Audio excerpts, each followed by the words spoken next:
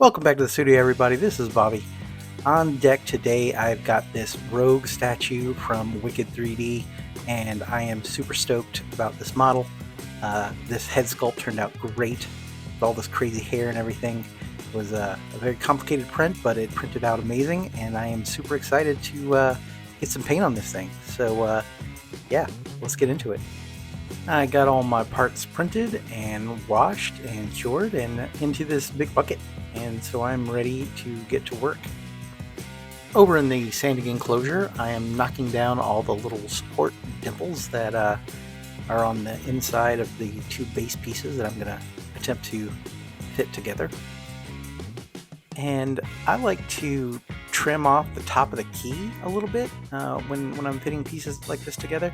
Sometimes the resin swells a little bit, and just trimming off the top of the key will prevent it from bottoming out, and will sometimes help the seams come together a bit better. So there you go. And after sanding down the support dimples and cleaning up the rest of the pieces, it was time to do some preliminary assembly. I'm using this two-part epoxy on the heavier parts of the base. There are a couple pieces that are printed solid resin, and they've got some weight to them, so I don't want them falling apart under their own weight. So this epoxy will help make them as strong as they can possibly be. So I'm applying epoxy on the key, and then around the edges I'm using a little bit of this Gorilla super glue. The reason being is that the super glue will bond in about 20 to 30 seconds, whereas the epoxy will take at least 5 minutes to cure. And so to prevent the parts from moving around, the super glue does a good job of that instant hold while the epoxy continues to set. And also on the base, one of the saw blades needed to be installed before painting, because it's kind of embedded into the thing a little deeper than the others, and so it needed to kind of be glued in there. And then I used a little bit of resin to kind of fill the gap a little bit, and then I'll go in there and sand that down flat later, and then that way, the saw blade will be more complete before I go in there to start filling in all these gaps. And finally, I needed to attach the jacket arms to the torso. So before I applied the glue, I went in with a little file and just kind of scratched up the surface a little bit, so that the glue would have something to grab onto, and not just flat shiny resin. Alright, now we're ready to move on to filling some gaps. So the gaps in the base are pretty big to start with. So I'm using this plastic wood to kind of fill in these deeper voids that I don't want the resin kind of falling through. I mix in a little bit of water with the plastic wood so that it will flow into the seams with a little more ease, but it's still thick enough that it doesn't completely fall through. So it gives the resin a little bit of a shelf to kind of sit on for the final top layer of the seam cover. And so I had this great idea of using jewelry resin to cover the seam in the smoke cloud. The cloud has kind of these bubbly shapes to it, so the jewelry resin will hold a drop shape for a few seconds, allowing you to cure it into position. And a few different size drops, some big, some small, really made it easy to camouflage the seam in the smoke. And now it's time for some prime. I'm using this Vallejo surface primer. It's really great stuff. It's a great product. It sprays easily through the airbrush, and it's really been my go-to primer for a couple years now. And before I really get into painting, I wanted to get my color palette a little more situated. There were several greens that I wanted to try, as well as a couple different yellows. So I really just wanted to get the suit colors kind of nailed down before moving forward. And after much deliberation, I finally decided on the Createx Pearlized green, the opaque green, and the demonic yellow from Army Painter. The spoon test was really helpful. Being able to see these colors together really helped me lock in on the suit colors. And then I went through the rest of the base and the other pieces and started looking at the other colors I would need. And I got my full palette put together and I was ready to start painting. And I like to start from the bottom up, so beginning with the plinth, I give it a dry brush of Army Painter Plate Mail Metal. And here's a quick tip. Anytime you're going to be spraying a pearlized paint, use airbrush thinner instead of water. The metal flakes in the paint will kind of clump together if you use water, and then you end up with these little shiny, patchy spots in your otherwise metallic paint job. And to keep the metallic flake spread evenly over the piece, the airbrush thinner will prevent those little flakes from clumping together. And as you can see, I'm spraying on this Createx Pearlized Purple onto the Sentinel hand, and it's going on nice and smooth thanks to that airbrush thinner. Next, I use this Vallejo Chrome on the other metal pieces on the base. There's like a metal coil spring thing here, and a little bunch of broken parts kind of sticking out of the smoke and the fire. So I gave those a spray of the Vallejo Chrome. In retrospect, I probably should have sprayed a gloss black on the blades first before doing the mirror chrome, but the effect is still really nice. It's not quite a mirror, but it is definitely very shiny.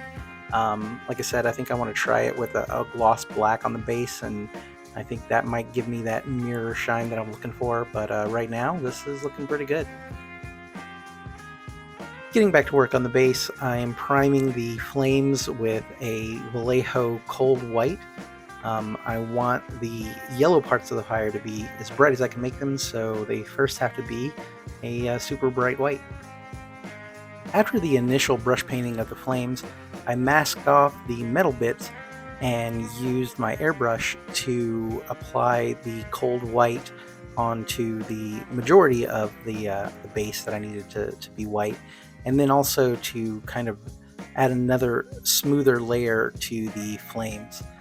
And while I had the cold white in my airbrush, I went ahead and sprayed the body parts that are going to be yellow that first need to be white. So the first step in painting the yellow is to actually start painting pink with this Army Painter Wicked Pink. I use this in the kind of the shadowy areas and the recesses of the things that I want to be yellow. I have to give a shout out here to Brent, aka my dad at Ground Affected, his YouTube channel. I learned how to do this yellow shade technique from him, and it was really helpful. I was struggling with yellows for quite some time, and I was doing some research on how to paint this rogue, and I came across his video, and it really helped me out. So again, go check out Ground Affected, and thanks again, Brent, for that tip. And once I had the pink down in the shadows, I used this Army Painter Demonic Yellow over top of that, and it really does make a great color shift on that pink. It just turns to a nice orange, and it's the perfect tone for shadows on these yellow pieces. For the yellow on the flames, I didn't want to use the same yellow, so I used a lemon yellow from Vallejo to paint kind of the core parts of the fire, where the fire is the hottest. I really wanted it to be the brightest yellow that I had. With that done, I moved on to the base, and using this Vallejo Ash Gray, I'm going to dry brush the cloud, the smoke cloud, to be a little more dirty, right? You know, it's a little flat and white right now, so I really want to give those kind of billows of smoke a little more definition. And once I was done with the dry brush, I took it over to the airbrush box with the ash gray and kind of just gave it a little bit of a spray down kind of in the recesses of the cloud volumes, just to give them a little more separation and to smooth out some of that rough dry brush look. The airbrush kind of helps fill in some of those little pockets and kind of smooths it out overall. Once I was happy with the smoke, I went in with the Vallejo chrome and started to paint the little knuckles and chrome bits on the sentinel hand. Moving on to some detail work, I noticed these cable-y kind of looking things inside of this metal column here, kind of intertwined in the middle and the springs and stuff. And my first impulse was to paint them black, but I thought, I could really use a little spot of color in here. So instead, I painted them blue, a red, and a green, and it looks really nice. I'm glad I chose to do that.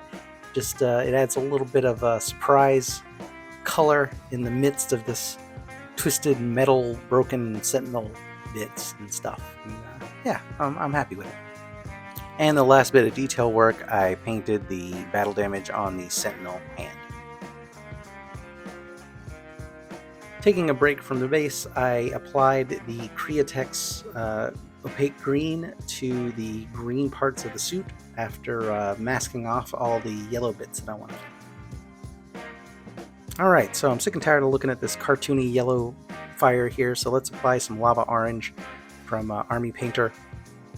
Mainly want to hit the highest edges of the flames, paying attention to kind of the gradient of the fire from the center out.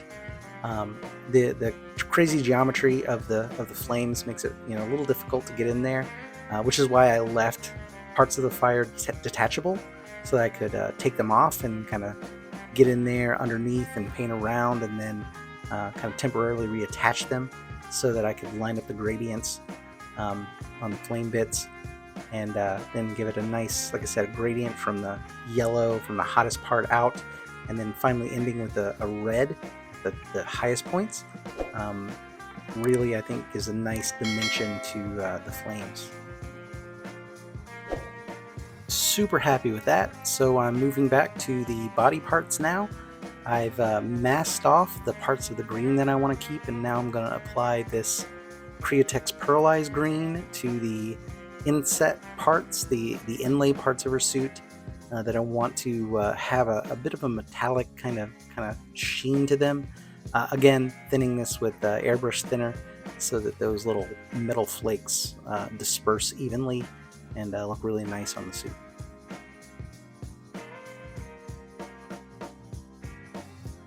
And now for the moment I've all been waiting for. Let's get this mask off of here and see what these colors look like. I failed to record the parts of the green where I added a little bit of a black wash.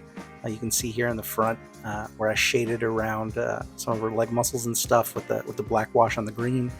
But the way that the wash, the green shadow lines up with the shadow on the yellow, super happy with how it all kind of blended together and works together. Going to work on the torso now. I started on the leather jacket with Army Painter Leather Brown.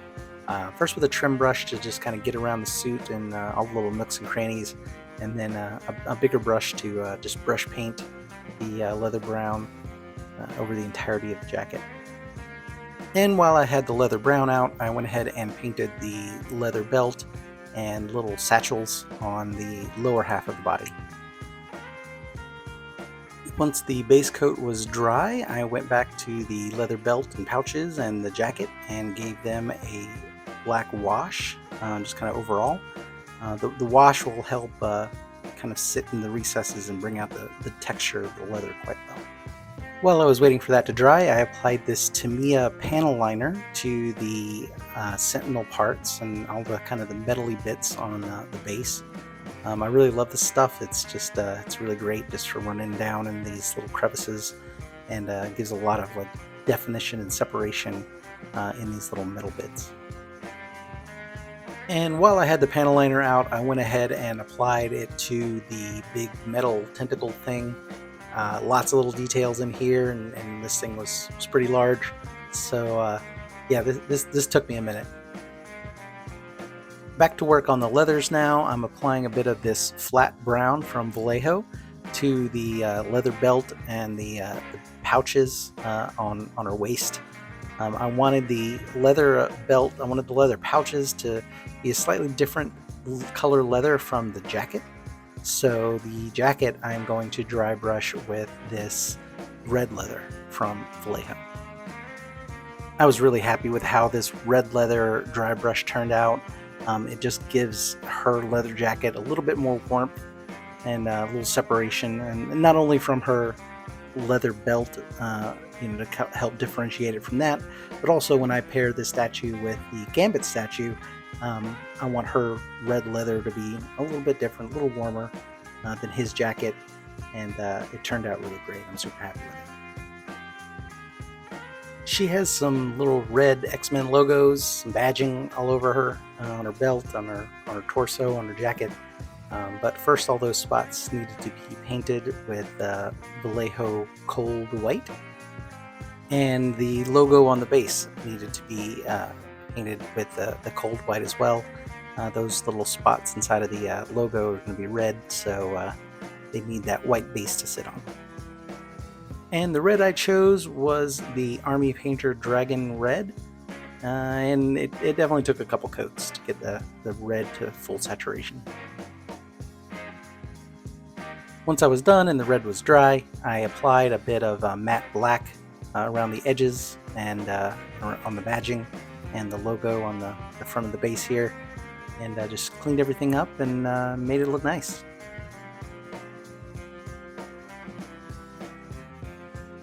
For her belt buckle, I trimmed that in the Vallejo chrome, and while I had the chrome out, I went ahead and chromed the little buttons and snaps and stuff on her jacket.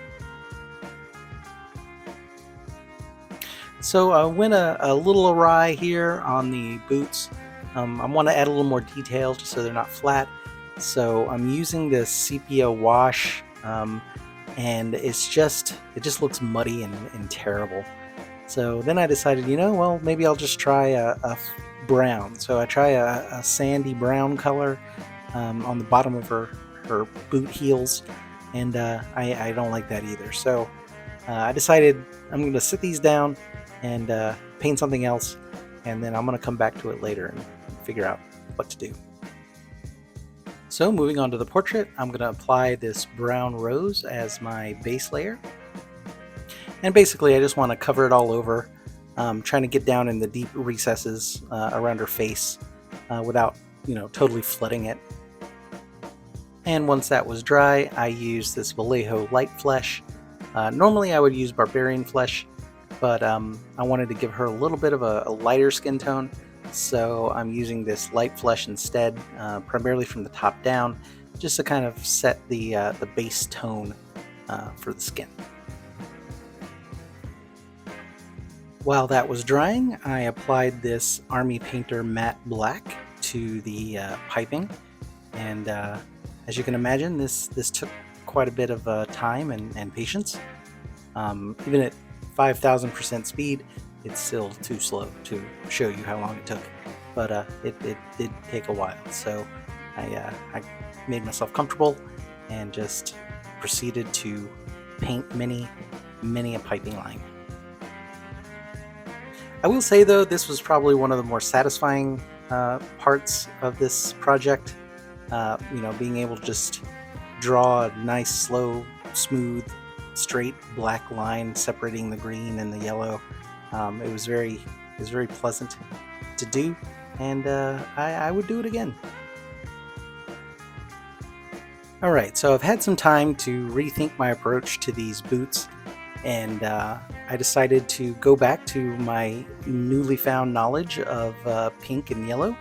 So I am going to brush paint the soles of her boots with this Wicked Pink, and then go back and spray it with the Demonic Yellow, and it should give me the kind of solid orange tone that I'm looking for to kind of help break up some of this yellow on these boots.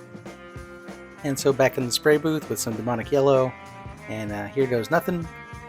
And they did. They turned out exactly how I hoped that they would. They ended up being a nice kind of orange shade of the yellow, just dark enough to help the boot soles stand out a little bit, but not so overbearing that they stick out. It really is just a perfect color, so super happy with how those turned out. To finish off the boots, I give the green bands a little bit of a pin wash in black, and then masked off around those and gave them a dry brush of the Createx green just to kind of bring them back to life a little bit. I also went in with the sepia wash and just with a very, very thin brush into the crevices of the little pieces of the boots. I wanted to give a little more separation in there. It was just looking a little too flat yellow. So the sepia wash just gives a little bit of dirt, a little grime in there that helps to break up and separate those little panels. Getting back to work on the portrait, I'm adding a blue wash to the face, just kind of all over. It gives the impression, I guess, of some blood flowing beneath the skin. I do want to get in there and kind of dab it up. Don't really want it to pool in the corners or anything like that. Just want to give the skin a little bit of a tint. And once the blue wash had dried, I applied a bit of satin varnish to seal it. And now I'm going to apply the red wash in much the same way. So first I'm just going to kind of liberally apply everywhere, and then using my sponge, kind of dab it up a little bit, give it a little unevenness. And then going back in with the red wash into the crevices and the finer kind of details, just basically kind of following the model, applying the red wash in layers to kind of build it up in spots where I want the skin to have a little more redness. Once the red wash had dried, I applied a satin varnish, and then I began painting the saddle brown from Vallejo into the hair. I like to base coat the hair at this stage just because it helps to balance out the skin when you have some contrasting colors kind of against it to compare it to. I've just found that this is a good point to finish base coating before moving on to the final stages of the skin tone. And now I'm applying a bit of yellow wash to the high points on the face, the cheeks, the nose, the chin, to kind of start to neutralize some of that red and bring some of the skin tone back. Now, usually this is the last step, but after looking at it and sitting with it for a while, I decided that the skin was a little too pale. Like, it's a little kind of sickly looking pale, not like, just a light skin kind of pale. So I decided to go back to the airbrush with a little bit of barbarian flesh as a wash, just really, really thin down, and just kind of give it a general coat just to kind of add a little more flesh tone back to it, but not wash out all my reds and yellows in there. So and this actually really helped. It smoothed out the skin tone quite nicely, and on accident I think I may have found a process that I'm actually really, really super happy with. I'm going to try this again for another skin tone at some point. Once I sealed in that goodness, I went back to the hair and I added a little bit of a black wash to the saddle brown, just to really deepen it, especially down in the recesses of the hair. And I'm going to use this Vallejo Game Colors Scarlet Red to dry brush the highlights on the hair. You always want to wet your bristles a little bit though. It helps the paint kind of come off the brush a little bit, and that way it doesn't look chalky. So once I work down the paint a little bit, I'll be ready to jump in here and start brushing. I like to start kind of on the bottom or anywhere I can kind of hide for a second, because it takes a few minutes to get the dry brush to the proper kind of saturation point. You see there on the towel, I've still got some dark spots, like a heavy spots of paint. So it really just takes a little while to get the dry brush to the point where it's releasing paint at a good rate, but is also, not oversaturating the piece. And then I base coated the top of the hair with deck tan from Vallejo. And the final thing to base coat is her bandana headband thingy, and I'm going to use the Createx green to match the rest of the suit. Turning my attention back to the hair, I dry brush the white parts of the hair with a little bit of off-white from Vallejo. Mainly I just focused on the tips and the high points, but it was really nice against the deck tan, which served as a good shadow for the white. I was really happy with how it turned out. In the home stretch now, I'm painting the eyes with a bit of matte black to kind of hold on to the rim of the eyes. Then I painted her little TVs with some deck tan from Vallejo, and finally some deck tan for the whites of her eyes as well. And for a lipstick, I used this Vampire Red from Army Painter. For her irises, I used a flat green from Vallejo and a dot of matte black for her pupils. Note the extended pinky finger dismount. That's a total pro move right there. Oh, can't forget her eyebrows. I used a little bit of the saddle brown and some short, tiny little strokes. And the final step is to use this Vallejo Premium Gloss Varnish on the lips and teeth and the eyes. And that's that. The portrait is complete, and we are ready for assembly.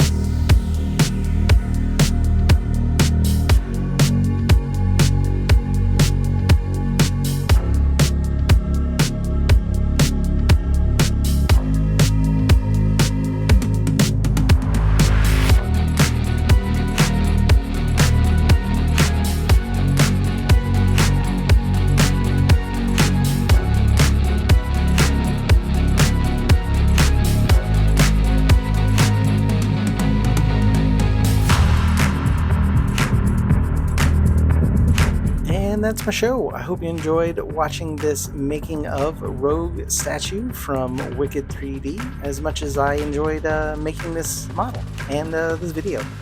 If you made it this far, you would probably enjoy some of my other stuff, so make sure to check out the channel and hit that subscribe so that you'll be notified when I am online. I live stream all my paint sessions, and feel free to jump into the chat and let's talk about some stuff.